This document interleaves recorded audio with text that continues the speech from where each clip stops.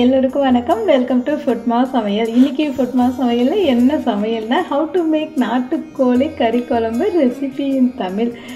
இந்த நாட்டுக்கோழி கறி குழம்பு என்ன ஒரு டேஸ்ட்டாக இருக்கும் தெரியுங்களா? நல்ல வாசமாக திக்காக இருக்கும்.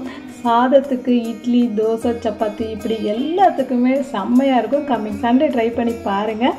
இப்போ நம்ம என்ன பண்ணணும்னா வீடியோவை முழுமையாக பார்க்கணும். சமைக்கும்போது விருப்பப்பட்டு விரும்பி சமைக்கணும். இப்போ வீடியோக்குள்ளே போகலாமா? இப்போ ஒரு மிக்ஸி ஜாரில் ஒரு 5 பல்லு பூண்டு, இஞ்சி, ஒரு சின்ன துண்டு வெங்காயம், சீரகம் 1/2 டீஸ்பூன், சோம்பு 3/4 டீஸ்பூன், பொட்டுக்கடலை ஒரு 3 டீஸ்பூன், அடுத்து கசகசா 1 டீஸ்பூன், கொஞ்சமாக கொத்தமல்லி இலை, கொஞ்சமாக புதினா இலை, 1/2 கப் அளவு தேங்காய் நல்லா பேஸ்ட்டாக அரைச்சி எடுத்துக்கணும், நல்லா நெய்ஸாக.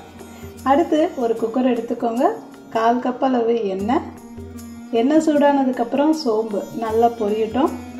அடுத்து ஒரு பிரியாணி இலை, ஒரு துண்டு பட்டை, 4 ஏலக்காய், கொஞ்சமாக கல்பாசி, இது எல்லாத்தையும் சேர்த்து நல்லா கலந்து கொடுங்க. அடுத்து காஞ்ச மிளகா ஒரு 5, 1 கப் அளவு நறுக்கின வெங்காயம், வெங்காயத்தை நல்லா வதக்கி எடுத்துக்கோங்க. அடுத்து 1 கப் அளவு தக்காளி, கொஞ்சமாக கல் உப்பு, இதை ஒரு பெரட்டு எடுத்ததுக்கப்புறம் ஒரு மூடி போட்டு நல்லா குலைவாக தக்காளியை நம்ம வேக வச்சு எடுத்துக்க போகிறோம். அடுத்து 4 டீஸ்பூன் அளவு தனி மிளகாய்த்தூள், 3 டீஸ்பூன் அளவு மல்லித்தூள், கொஞ்சமாக மஞ்சள்தூள் நல்லா கலந்து எடுத்துக்கலாம்.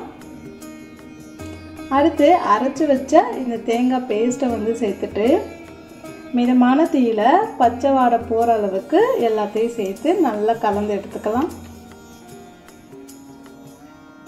இந்த மசாலாவை ஒரு 2 நிமிஷம் அப்படியே விட்டதுக்கப்புறம் நம்ம நாட்டுக்கோழி சேர்த்துக்க போகிறோம். 1/2 கிலோ அளவு நான் இன்னைக்கு நறுக்கி வச்ச நாட்டுக்கோழி கறி சேர்த்துடலாம். தேவையான அளவுக்கு உப்பு, இது எல்லாத்தையுமே ஒரு 5 நிமிஷத்துக்கு நல்லா கலந்து கொடுக்கணும்.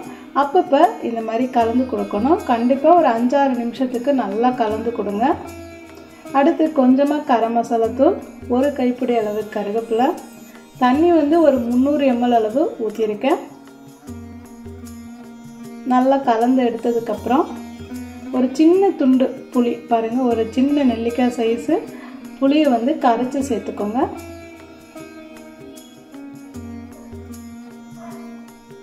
கலந்து கொடுத்து பாருங்கள். உப்பு தண்ணியோட அளவெல்லாம் சரியாக இருந்ததுன்னா போதும். தேவைப்பட்டால் உப்பு நீங்கள் சேர்த்துக்கலாம்.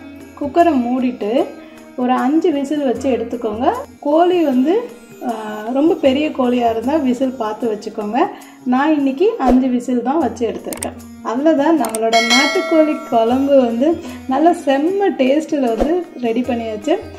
கண்டிப்பாக வீட்டில் ட்ரை பண்ணி பாருங்கள். அது மட்டும் இல்லை, ஃபுட்மா சமையலோட ரெசிபியெல்லாம் ட்ரை பண்ணி பார்த்துட்டு எப்படி இருந்துச்சுட்டு கமெண்ட் பண்ணுங்கள். நன்றி.